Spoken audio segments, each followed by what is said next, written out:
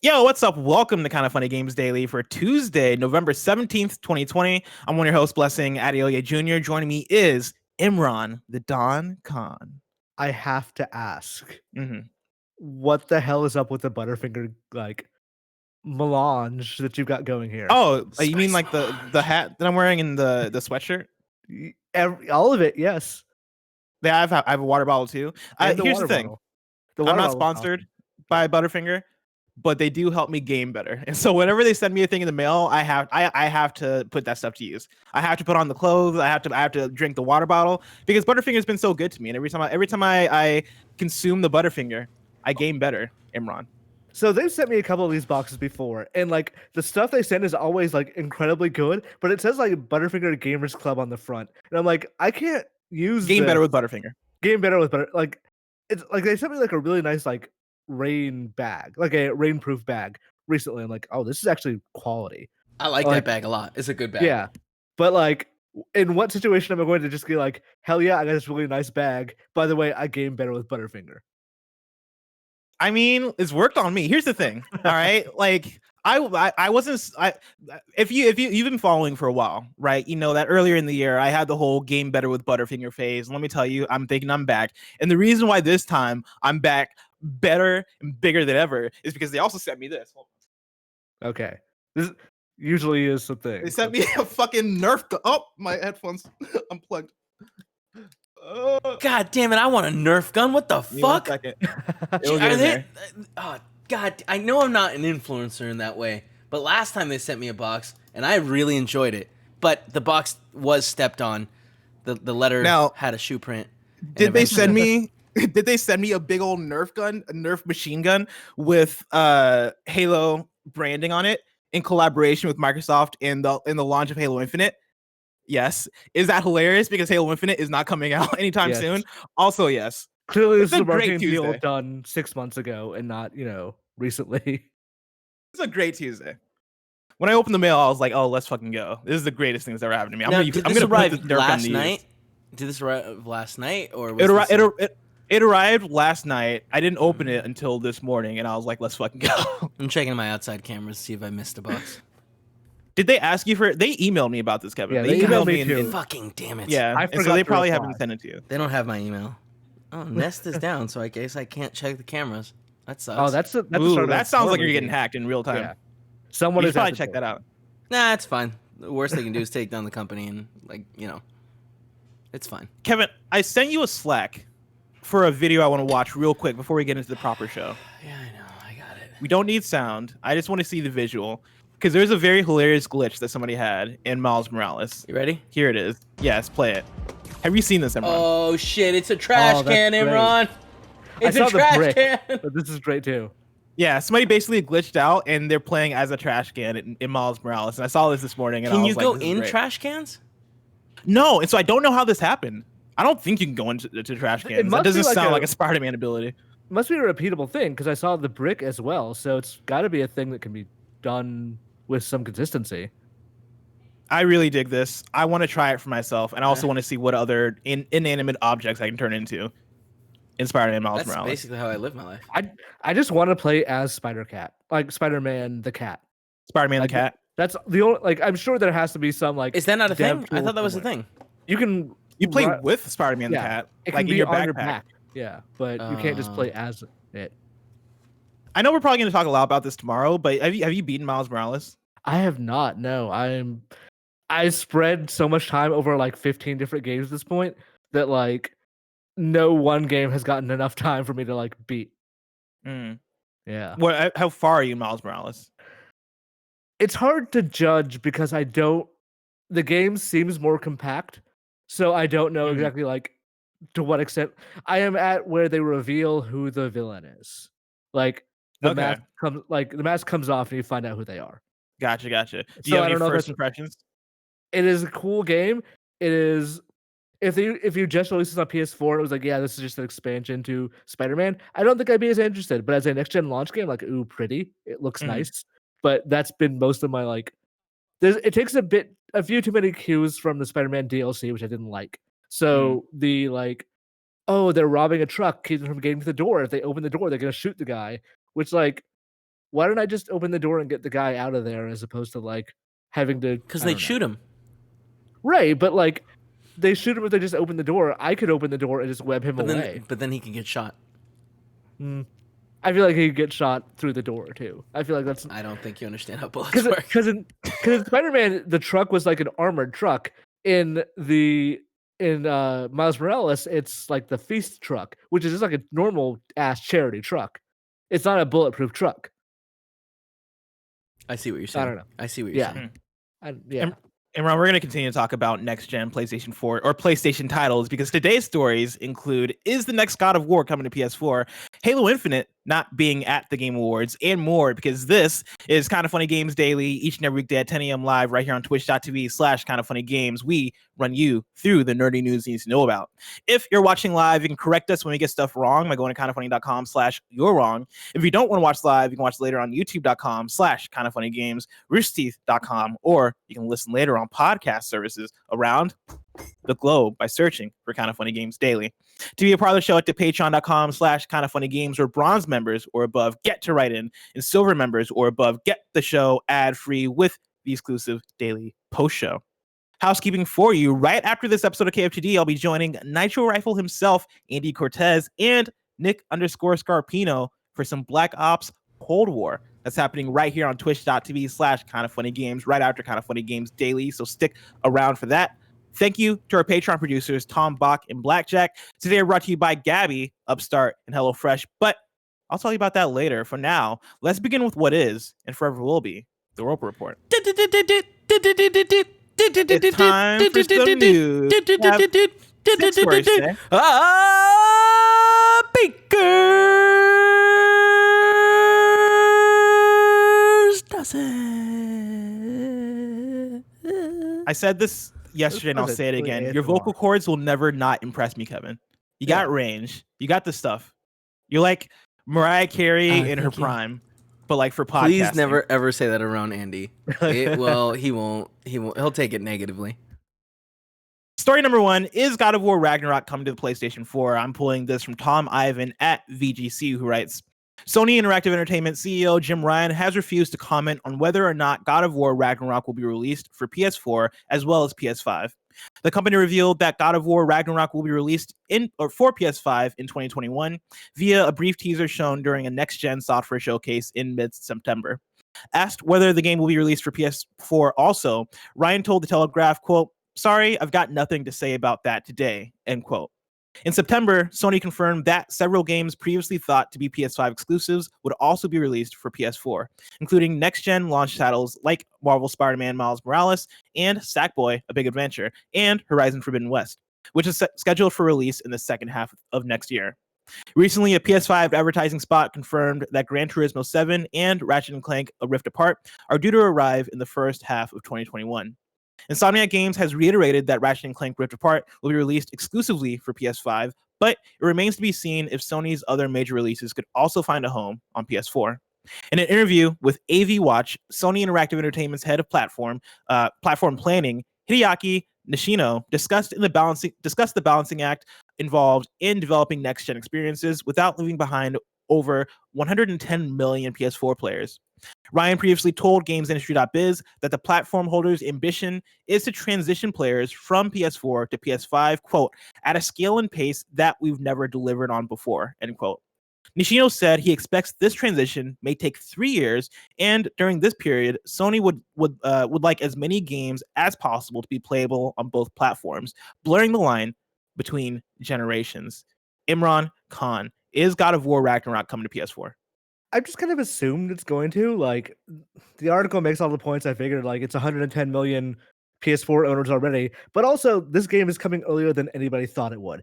The God of War 2018 took 5 years to develop. This one's taking 3.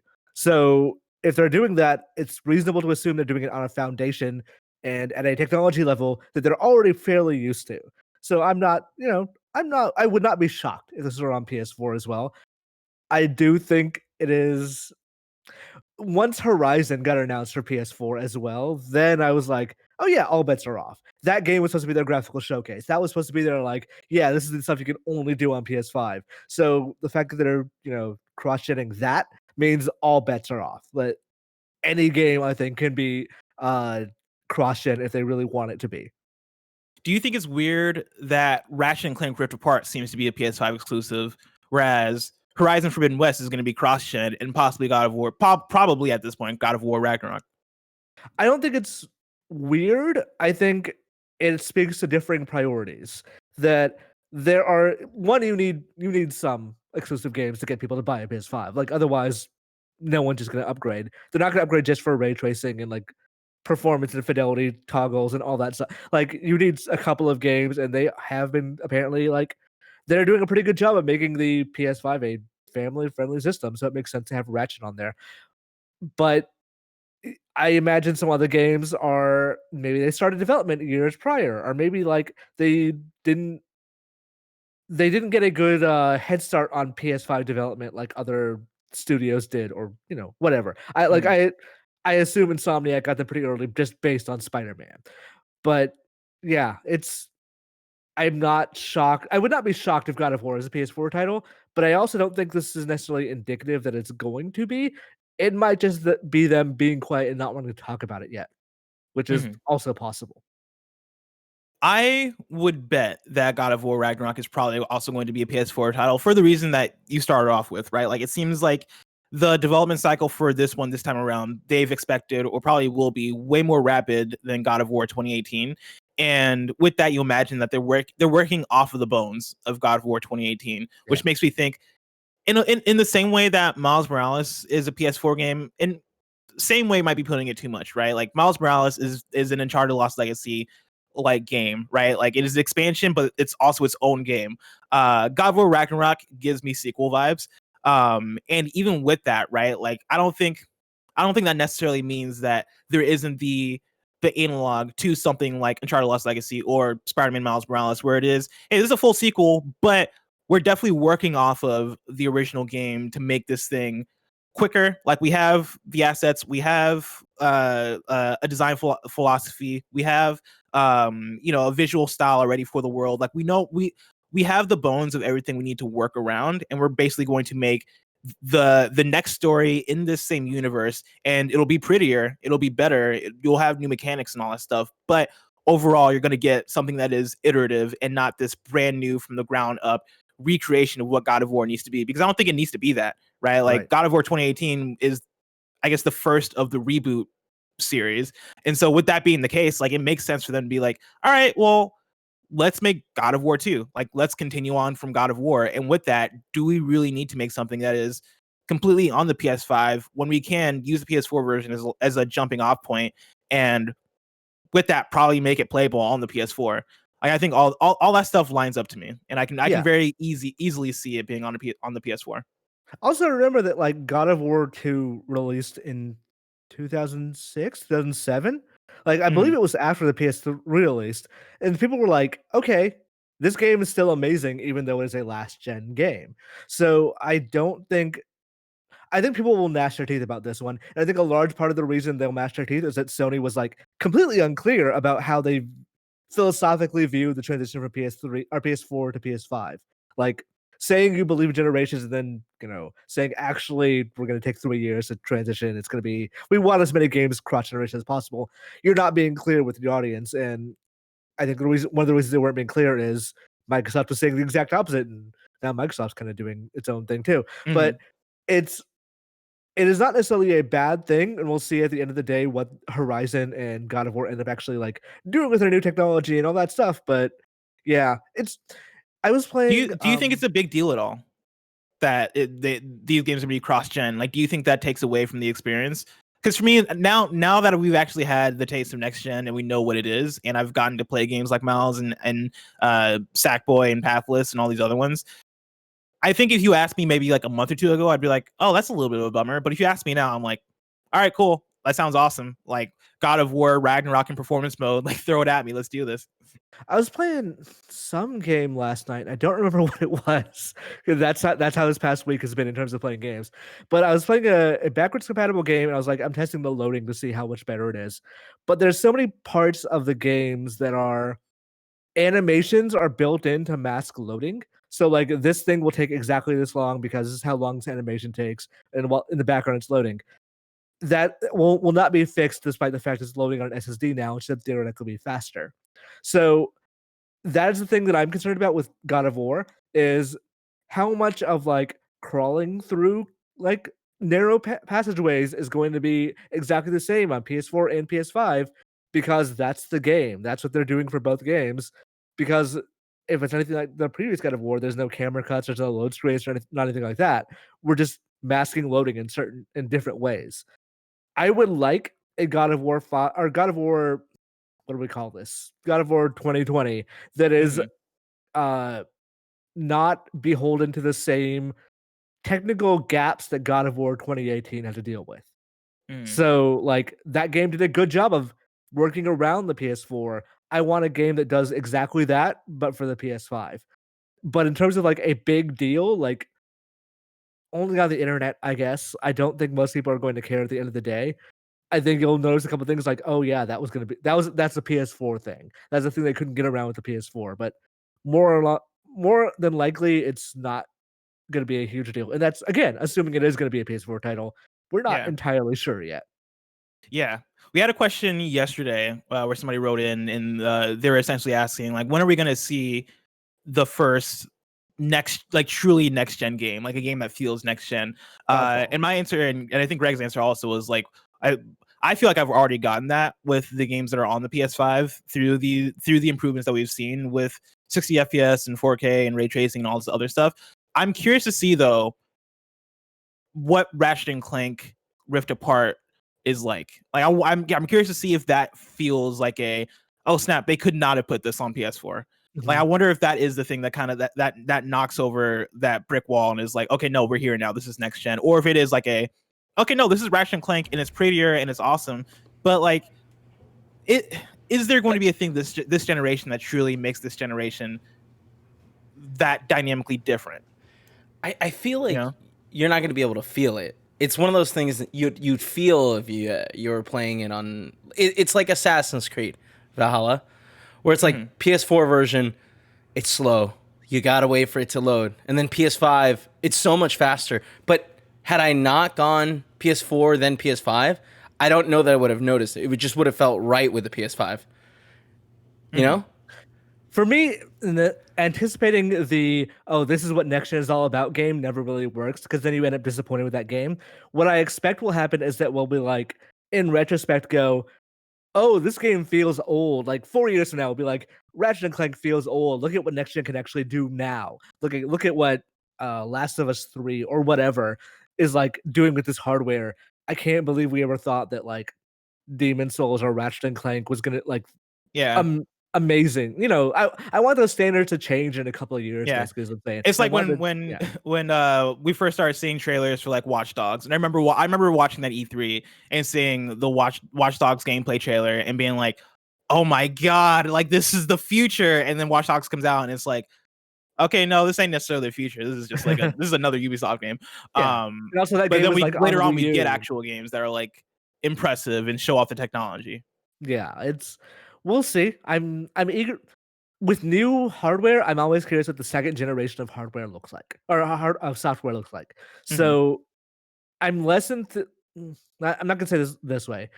In terms of the next generationness of new games, I care less about what's coming up in the next couple of months and more what's coming up in the next couple of years. I definitely feel that. Is there? And now we're gonna shift into prediction mode. What do you think that game will be for you, like in the next few years, that blows you away first in terms of that? I'm under the assumption that Elden Ring is a PS4, Xbox One game. Whatever comes next from Software for a fully original game on this hardware, I'm really curious, like what that is like. What do they do then? What does new hardware afford them? Is it just the same like the same Souls games they've been making, but with like a prettier sheen, or like have they figured out some weird way to do it? This is one of those situations where like I kind of wish Nintendo was in this hardware race because I really want to see what Nintendo would do with it. Like, what is their idea of like what an SSD and like a ridiculous processor and GPU can actually do? And that's kind of I don't know who would be the first game. Like maybe whatever the next Village, I guess the next Resident Evil game, the next Monster Hunter game, like the next Monster Hunter game built for this stuff. Like, what do they do with that? If World was what they could accomplish with this previous generation, what is the next big step? Is there just no more separate environments at all? Is it all just like one giant map? Like it's all stuff that I want to experience and see. The game that comes to mind for me for some reason is Starfield, and I don't even know if I can make the assumption that's not going to be cross-gen because that game's been in development for so long. Yeah. But if it is like a next-gen title, right? Like I'm curious to see if that does anything for that open world. I'm opening up like my GG account right now because I like for folks who are in the know, right? Like GG is like the what is the one for films called? Letterboxd. It's basically Letterboxd, but for video games, where you make lists, track the games you're playing, all that stuff. I have like a collection on there that is games that I'm looking forward to that I want to open up real quick to see like if any of them speak to me in that way. And like, I don't know. Like, I mean, Deathloop's coming out cross-gen, right? I'm not crazy. I believe it's PS4 or PS5 exclusive at beginning. I don't know if it's cross-gen. Kindoffunny.com/you're wrong. Let me know. But I guess we do get games like Gotham Knights and Suicide Squad. Yeah, I don't know what that game's gonna be for me. What was that game for this past generation for you? Oh, that's a very good question. Because I think for me it was like Shadows of Mordor, where I was like, oh, this is doing cool stuff with AI that just wasn't possible before. Or I guess it actually wasn't possible because the last-gen versions didn't have it. But like also that game came out of nowhere. I wouldn't have thought that would be the game. Yeah. Shadow of Mordor is incredible. Yeah. I don't know why I couldn't get into Shadow of War because it was the same. I think part of with the same thing, just more of it in like a lot. Yeah, they might have taken it too far with the Nemesis system in Shadow of War because I remember playing it a bit and getting like lost, feeling less ownership over what's going on in the Nemesis system. Shadow of Mordor hit that perfect spot. Yes. But that actually might be my answer too, honestly. Like for the first game I remember playing on this gen that blew me away in that way. Yeah. I'm maybe Metal Gear Solid 5 also. Yeah. I'm hoping that's like this generation too of like, oh, this game came out of nowhere. No one was really like, people were anticipating it, but it wasn't like it wasn't an announced title from launch of, oh shit, this is going to be amazing. Everyone's looking forward to the new God of War or the new whatever. It's just a game that comes out of, say, I don't know, WB or Ubisoft or something. It's like, oh, actually, this turned out to be really good, and this is something that was not possible before. What if Skull and Bones is reworked for the current generation? Hear me out, Riders Republic. I'm really looking forward to that game though. Like, what if I like some random Sega games turns out to be like the thing this generation? Who knows? We'll have to wait and see. Speaking of God of War, though, story number 2, friend of the show, Alanah Pearce, has joined Sony Santa Monica. She tweeted this out last night. She said, "Hi, everyone. I'm finally allowed to announce my new job as a video game writer at Sony Santa Monica, who you probably know as the studio who makes God of War. I'm so proud to be part of this incredible team." So that's a quick story, but shout out and congratulations, Alanah Pearce. Call Alanah Pearce and ask her if God of War going to be on PS4. I'm sure she's allowed to say. I'm sure Jim Ryan won't be mad. I definitely do not have Alanah Pearce's number. I was gonna say, if you do that, she would just be like, no. Do you, Kevin? Do you want to call her? I'm not gonna call her. I have the number. I'm not gonna call her. That's a terrible idea. What about Corey Barlog? I feel like that's an easier one, right? And like, I mean, I could add him on Twitter. Listen, I am not Greg Miller. I cannot just pull people into. You want me to give you his number? Into Discord? No. I also have Corey Barlog. I am not going to text Corey Barlog out of the blue. He's going to be like, "Who the fuck is Blessing?" No, I said call. I'm also not going to call Corey Barlog. He's going to answer his phone and be like, "Who are you?" And then you just say, Blessing out of Yo-Yo, kind of funny representative. No, thank you for taking this call. You call him and you pretend to be Greg Miller. Not a bad idea. What's up, Corey Barlog? My name is Greg. I can't do a Greg Miller impression. Yeah, that was really bad. That's gonna be very loud. Speaking of you and Greg Miller, where's the beard? I thought we had. It's growing. Please don't be mean about it. It's growing. I'm a very slow beard grower. Damn it, hold on. I'm impressed by how slow that beard is. Look at what are you saying? Yeah, it's coming in. It's coming in. Turn. Do I need to focus again? No. You're good. I'm seeing it. You're seeing it? Yeah. I'm seeing that a little now that you like pointed it out. It won't be until the end of the month where you can actually see it on camera. I'm excited. Okay, I guess I have a really your beard comes in real quick. We get it. You and your healthy quick beard, which I just noticed is gone. I grew a beard when I was 12 years old. Shut up. I hate you. Jesus. You can find my 7th grade middle school picture, and I have a full beard. Imran was in middle school looking like a full ass adult. Tim looked like he does now in like 8th grade, and it was just like, and it sucks because I was like 4'11", and yeah, it was hard. You hate to see it. I feel that, Kevin, because when I was a freshman in high school, I skipped a grade in middle school, and so I was like a 13-year-old freshman in high school, and I remember like walking in, and I was already like I had a baby face as a kid. Like I always had a baby face. What was that, Kevin? I said, why'd you skip a grade? You just one of these smart kids? Not really. It's happenstance. I moved to Nigeria for middle school, and like when I came back, like my grades kind of got mixed up a little bit. I came back from Nigeria and I was a genius. No, I came back and like basically like the way in which grade structures in schools kind of shook out. Things are a little bit different. Where like high school starts at a certain grade here, and it's different there. Did I know math better?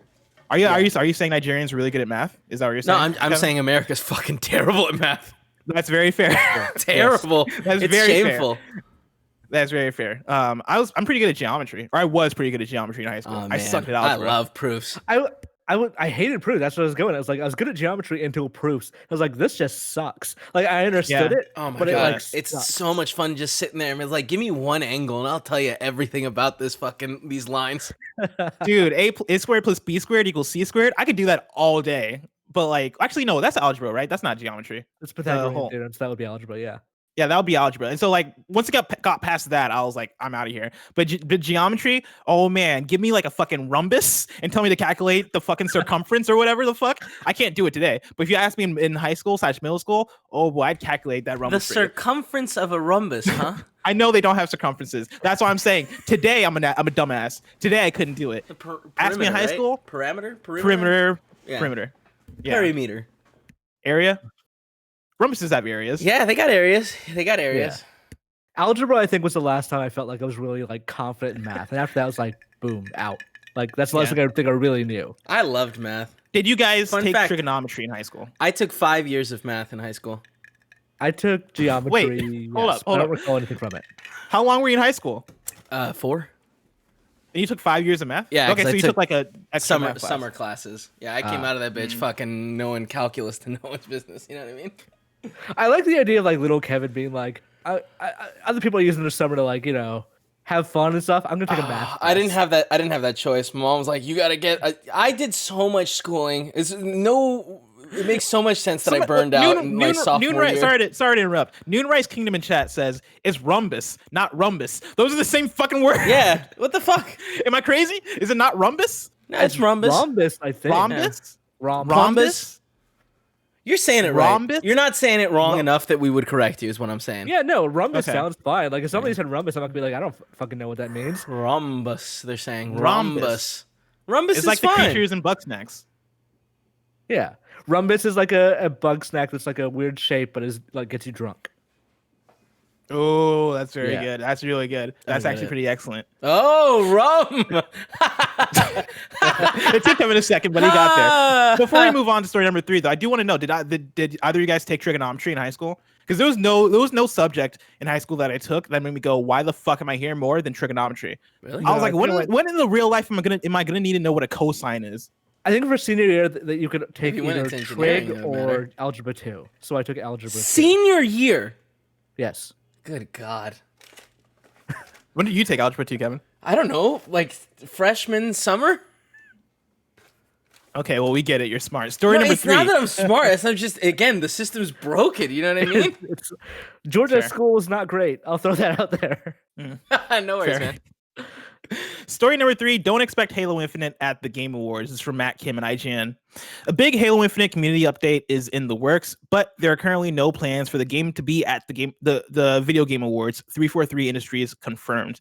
In the weekly discussion thread on the Halo subreddit, 343 Industries community director Brian Gerard stopped by to share shared that plans for a community update are in the works, but not in time for their VGAs. Quote, full disclosure, we don't have anything planned for the VGAs, but are hoping to offer at least a high-level update within the next few weeks so we can kind of restart the journey together after the holidays, end quote, Gerard writes. Presently, Gerard says 343 is still going through the huge cascade of implications and ramifications that appeared after the studio announced it will delay Halo Infinite to 2021.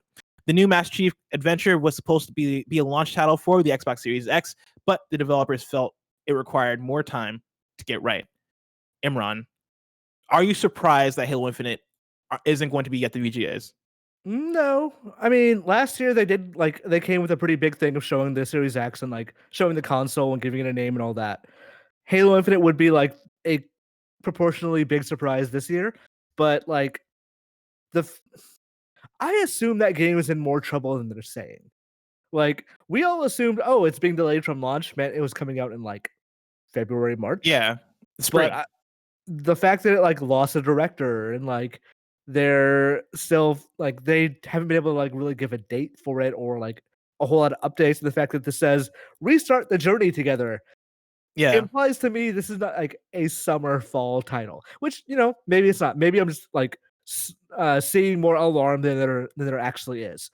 But yeah, everything that's happened with this game since the initial showing at that June event in that Xbox June event, July event, has made me like concerned that something went super wrong at some point, and there's probably like a contingent of people at 343 that are like, I fucking told you so. I told you this was not going to go over well. We needed to like go down to brass tacks and like restart this idea from the beginning. When you change directors and then that director leaves, either something went super, super right or it went horribly, horribly wrong. And it does sound like if they're not ready to show this at the VGAs and they're talking about restarting the journey in, early next year, then it sounds probably like something went wrong. Yeah. No, I didn't want to read too much into it, but yeah, I also read restart this journey together, and I was like, ooh, what does that mean? Like, are you guys like? It's just not restarting the game from scratch, but like it's bad phrasing, right? Yeah, you know what I mean. Restarting the marketing journey, because no matter how I kind of shake that out, it all kind of points to, hey, something went wrong, and we gotta like fix go it from scratch. Yeah. Like, it's one thing to announce a game early and just not show anything for a long time, but to reveal a game, say it is coming on X date, and then say also, well, we don't know what's happening with it then. That's like, it's not comparable to say a Bayonetta 3 or whatever, because that was just a game they revealed way too early, and it's like probably in the works still, according to them. But this stuff, like, if you're ready to show a game off and the reaction is bad, and then you delay it based on that bad reaction to an indefinite time, then that raises more questions than I think, it does not make me feel secure in the idea that Halo is coming soon. Yeah. And for it to be Halo of all games, right? Like to delay it out of the not only like delay it out of being a launch day title, but seemingly out of a launch period, out of the launch window indefinitely, makes me wonder like what in the world went down with that game. And like, I mean, kudos to them for not putting it out broken or unfinished. Yes. Because I know like toward the lead up to it, we heard reports of different plans, right? Like, okay, we're going to put out single player and multiplayer separately and all this stuff. And like the idea of putting out multiplayer free to play, I think sounded cool. That sounded like a thing that could work. Right. But like, I don't know. Well, I guess we'll have to wait and see how this thing shakes out, because at this point, with it, I'm kind of in the place where I'm waiting to know more. Because without it at launch, like it doesn't feel like the biggest blow, right? Like the Xbox Series X is I'm sure doing fine, and I've not seen people being like mad on the internet or anything about the Xbox Series X. Only about you. Only about me and my Xbox breaking for some reason. But like the only next gen game I've been playing on my Xbox Series X. Granted, I'm a host on a PlayStation podcast, and so that's probably the mostly why. But the only game I've been playing is Yakuza Like a Dragon, and I feel like for launch you'd probably want more there in terms of like, exclusive titles and big titles. Every like real launch, like non cross gen launch game was delayed. So like I was at the point where I was excited for the Medium, because I'm like, Cool, at least it's an exclusive launch game, and then it like that also got delayed because of Cyberpunk. So like, yeah, who knows? Who knows what this is like in a year or so? Maybe it's gonna be like, oh, I can't believe any of us had like worries or Yeah. concerns about it. Like, we'll see how that goes. This could be like a big redemption story for Halo, or it could be, yeah, I saw it coming a mile away. We shall see. Them delaying it and them delaying it seemingly indefinitely has me like it lifts my hopes that when we finally get this thing, it'll be in good shape. Because like I think really what it probably comes down to for them is, hey, we can't mess up Halo. Like we can't fuck this up I mean, another you can't time. mess up Halo again. Exactly. This like if you launch a Halo platform and that platform is not ready to go, like Avengers is a good example. If you launch a games as a service from day one and that games as a service is bad, then you're not going to pick it back up. There's no like revitalization story for that. Like unless you're really willing to put in like the Ubisoft style effort, like it's probably not going to become the thing you want it to be. This could have killed Halo if they launched it bad.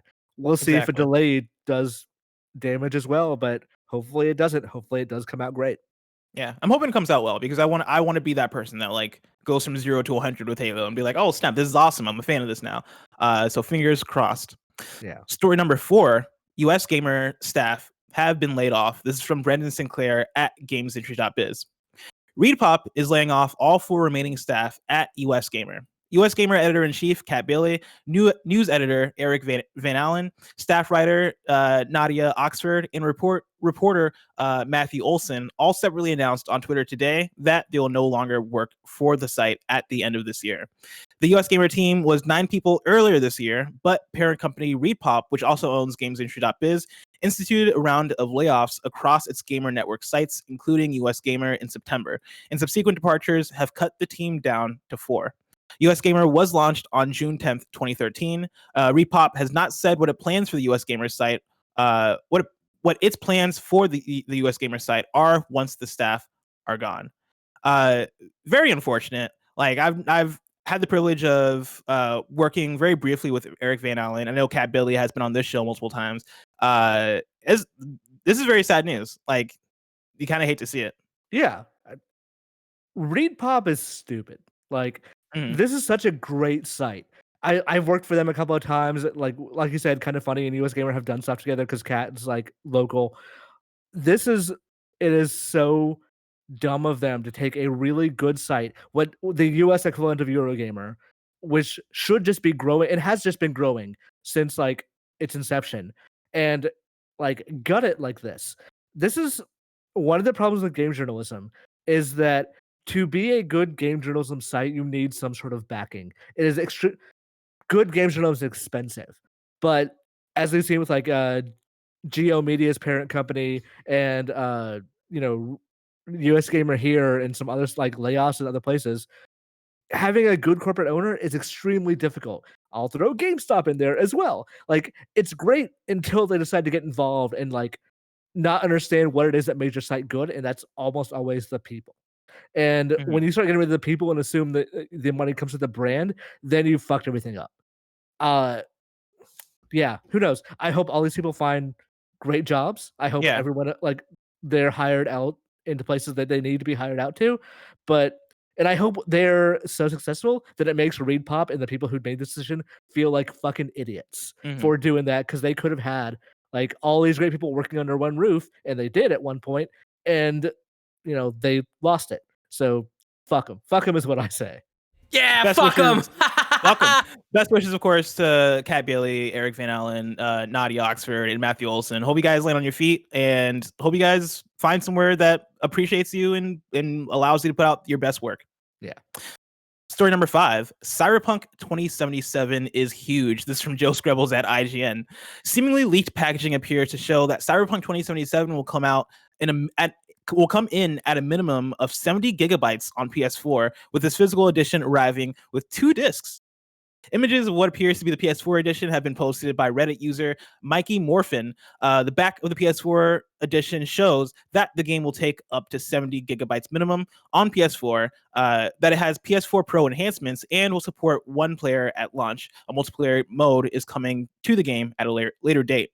That game size is in line with the 70 gigabytes of space needed on PC.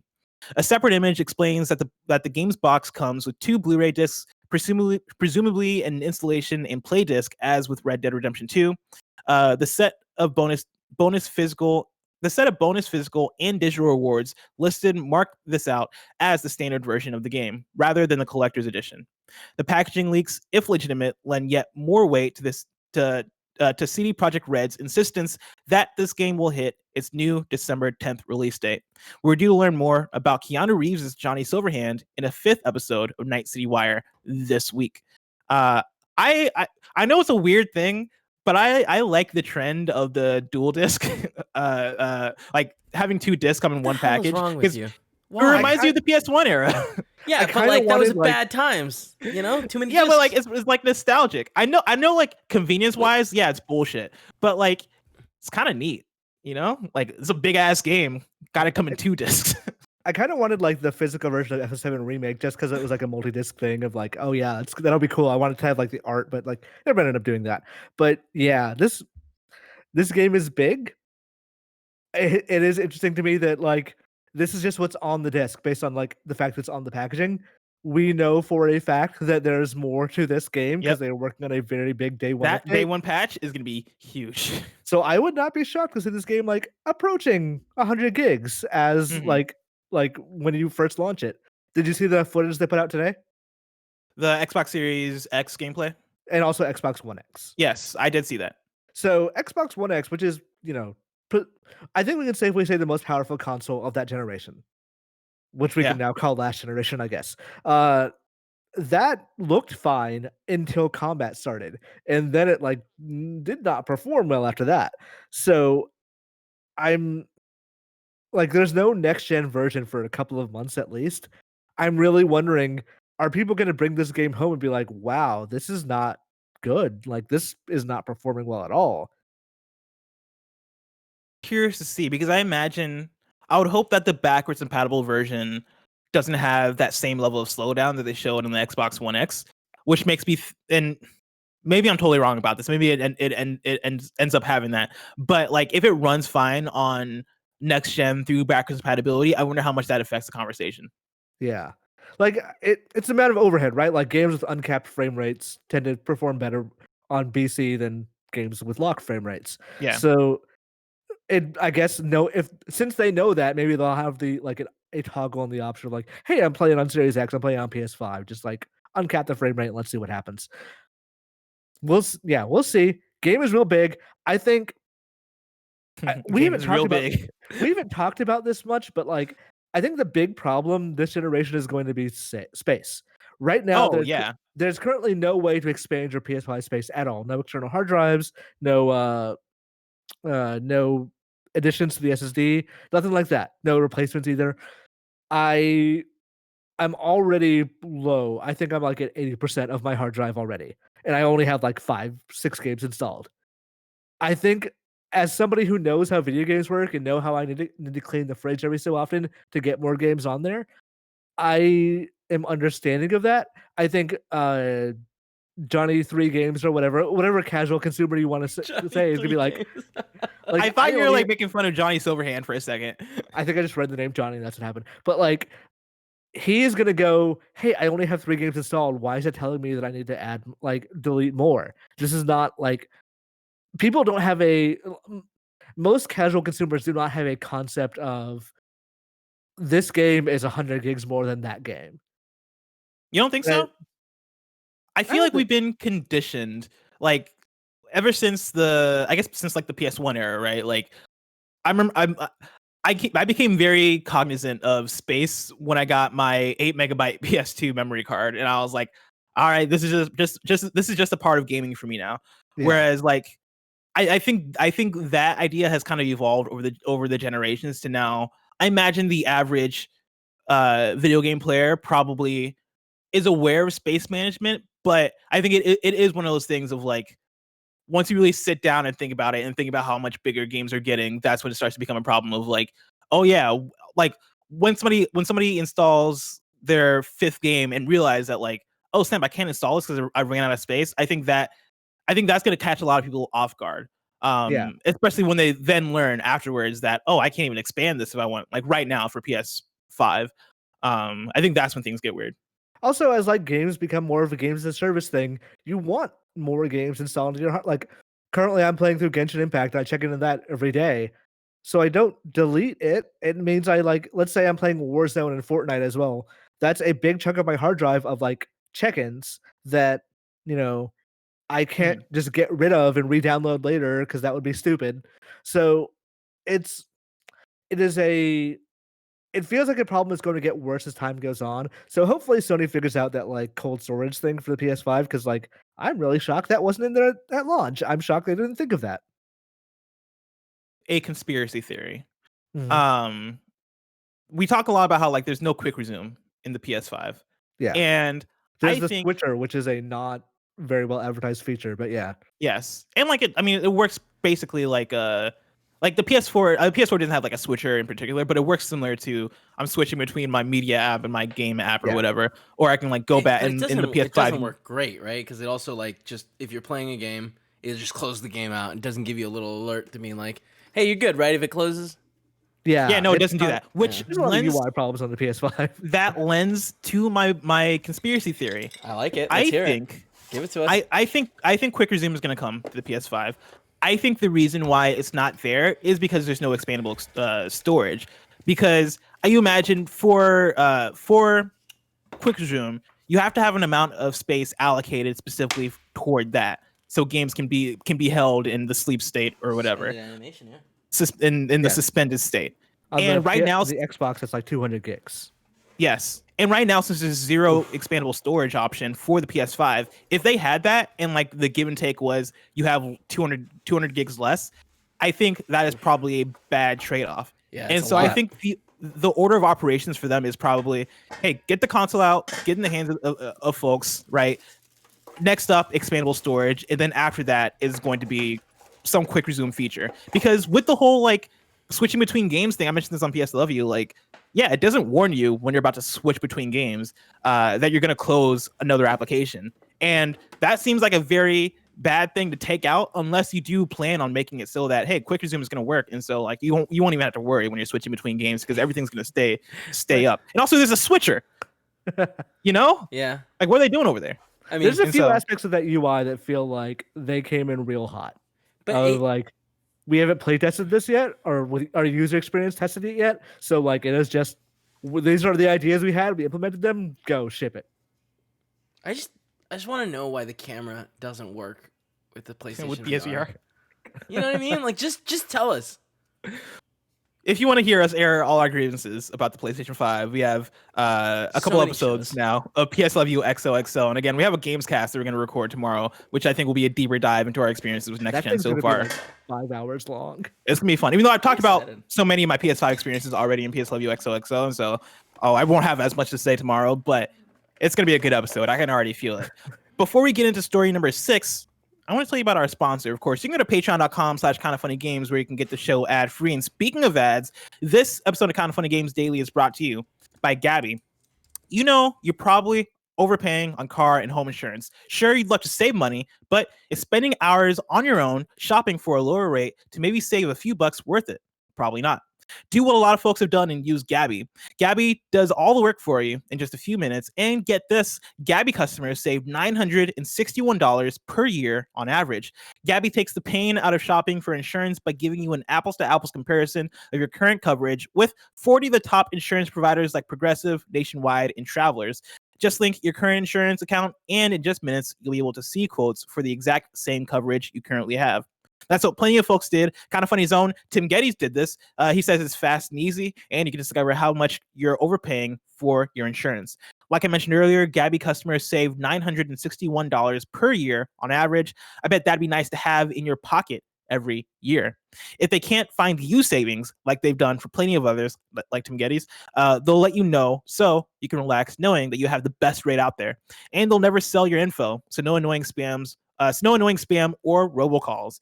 You're probably overpaying on car and home insurance. See how much Gabi can save you. It's totally free to check, and there's no obligation. Go to gabi.com/gamesdaily. That's GABI.com/gamesdaily. Gabi, upstart.com/gamesdaily. We're also brought to you by Upstart. There's a lot of economic chatter right now about the state of the market. Is it recovering? How long will it take? Have we seen the worst? But if you're struggling to pay off high interest credit card debt, you can't wait for those answers. You need to take action. Now with Upstart, there's actually something you can do today to help fight off high interest credit card debt.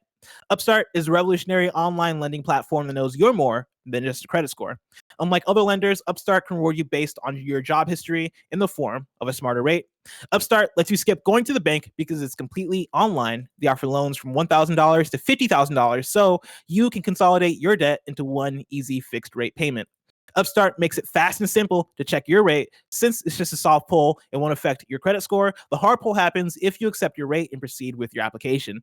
The best part, if the loan is approved and accepted, most people get their funds the very next business day. Over 500,000 people have used Upstart to pay off credit cards or meet their financial goals. Free yourself from the burden of high interest credit card debt and get back to using your money your way with Upstart.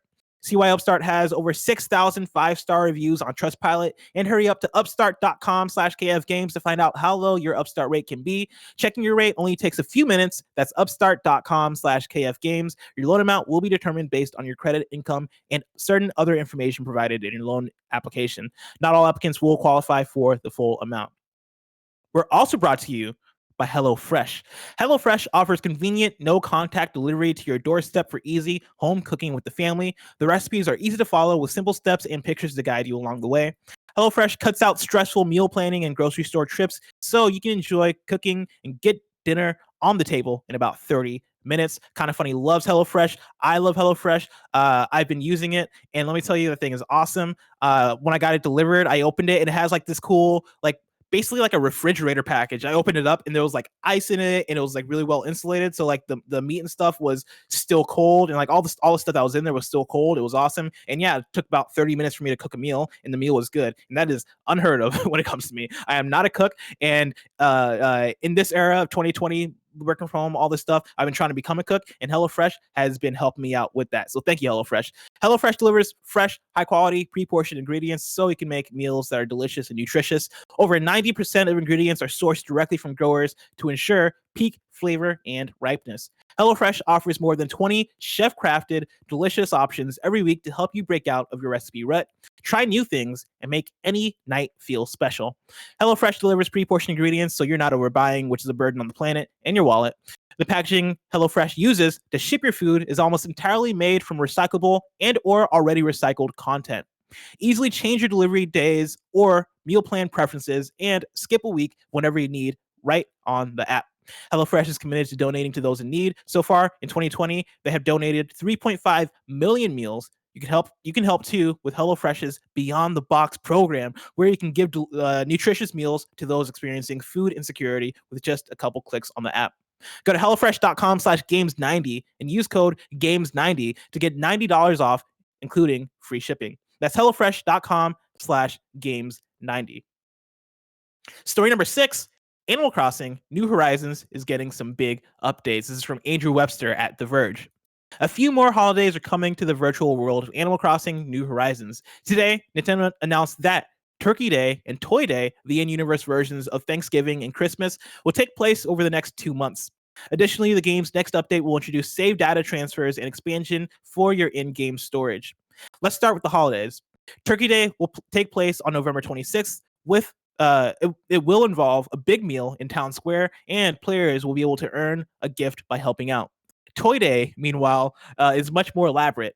It lasts from December 1st through the 25th, and players will be able to gather ornaments from trees to create new seasonal items. While holiday-themed decorations and clothing will also be available. If that wasn't enough holiday cheer, Nintendo says that New Year-themed items will also be available between December 26th and 31st. Perhaps a bigger change, though, is the long-awaited addition of save data transfer, something that's been sorely missing since New Horizons debuted back in March. Here's how Nintendo describes it. Quote, 2 new features are arriving to offer expanded flexibility for your island and resident data.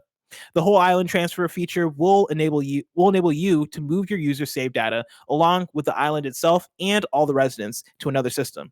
The service will be facilitated by free island transfer tool app in the Nintendo Store or Nintendo eShop. For players who are not the island's resident representative, a single player transfer feature allows you to transfer resident data to another system. This includes your resident's name, appearance, and equipment, along with your inventory, home, and storage. Imran, between the two of us, you're the Animal Crossing person. How do you react to all of this? This is fine. I don't think it's gonna get me to like, come back into Animal Crossing every day or something, but like I'll check in occasionally. There's still like things about this game, like items and features that were in New Leaf that are not in this one. And it's weird that they're still like, oh, they're still not on those. Like, and also just common sense things like nothing in this patch says, hey, you can build from storage now. Like, should have been in the first update for this game. But yeah, Animal Crossing is doing well. They have no impetus to like upend the tea table on this one. Mm-hmm. But I'm more it to some extent for me. It kind of feels like it's coasting more than it is like really trying to get people back into it. Every update seems like, hey, you've been playing Animal Crossing for a while, like come back in, check out this stuff. More than if you were frustrated by some things, we fix those. So let's like, that's a good reason for you to come back to this game. Does the save data thing answer for? I know, like when Animal Crossing New Horizons first released, there was a whole backlash because you couldn't transfer your saves from to another system. Does what they're saying here answer for that at all? I think so. I think the way it works is that you can move like one person off an island to another island. I think you still need a completely separate switch for that. Like that doesn't solve the problem of like, hey, there should be more than one save file per system. But it does allow it so that if you wanted to switch from like, now that I see that, it makes me, there's rumors of like a new Switch next year, right? Yeah, the Switch Pro probably. I kind of wonder if this is like, hey, if you have a new Switch, you can still move your Animal Crossing character or save file onto that new Switch. Or maybe it's just like, hey, people are going to buy Switch Lites this holiday. Who knows? Maybe that's why they're putting it now. But yeah, it does solve that. It doesn't solve the problem of I lost my Switch or my Switch broke and I need to like, I bought a new Switch and want my Animal Crossing save file. That should still like, well, I guess that's on the Animal Crossing upload then. Maybe. But you still need I don't know. I'm not like caught up enough in the different changes they made to the save file since then. So, but yeah, hopefully this does solve everyone's problems. It doesn't solve all of my problems with the game. I still think it's an incredible game. I think when we're 2 months away from arguing about our game of the year list. I think there's a decent chance Animal Crossing is at the top or near the top of mine. Awesome. Yeah, this them getting this out before the holiday rush and Black Friday and all that stuff, I think makes a lot of sense in terms of giving people an option for when they get a new thing. Nick Scarpino, what's up? Oh, he's probably not connected to Mike. Okay, no, he's here. He's he's just here to listen to the show. Cool. Well, Imran, I'm really excited to see what the future changes and updates are for Animal Crossing, but those updates are just so far away. If I would know what's coming out to mom and pop shops today, where would I look? The official list of upcoming software across each and every platform is listed by the Kind of Funny Games Daily Show host each and every weekday. Yeah. Kevin, do you understand what I'm saying now about, hey, what if we called the channel Kind of Funny Games Daily and then made like different channels for different shows? You know? I mean, even though that is hilarious. Here's the thing: we can't stop that. Nick's always we have a concurrent stream channel that he was supposed to log into, but no one ever explained that to him. But I think the thing is, Nick opens up Discord. Nick is 90 years old. No, yeah, but when you end the call, you're out of it. So it's not like he opens up and he was accidentally in it already. Yeah, but no, here's the thing though. If I'm putting myself in Nick's 90-year-old shoes, okay. Right? Some old shoes, you know what I mean? Some old shoes, man. Or the shoes they were producing back in the 1920s, the Nike Firsts or whatever. I'm in Nick's old ass archaic shoes, right? I open up this Discord app that all the kids are using. Yeah. I go to the Kind of Funny server and I see a thing that says live Yeah. That's the channel we go in for when we're in a live show. Sure. Right. And I see Kevin's in it. I see Blessings in it. I see Imran. I'm like, Imran's gonna be in the stream that's after this. Cool. Sweet. We start at 11. Okay, cool. I'll jump in. He has no idea that we're doing games daily. Right, you know? Right, sure. Right? Sure. Like what?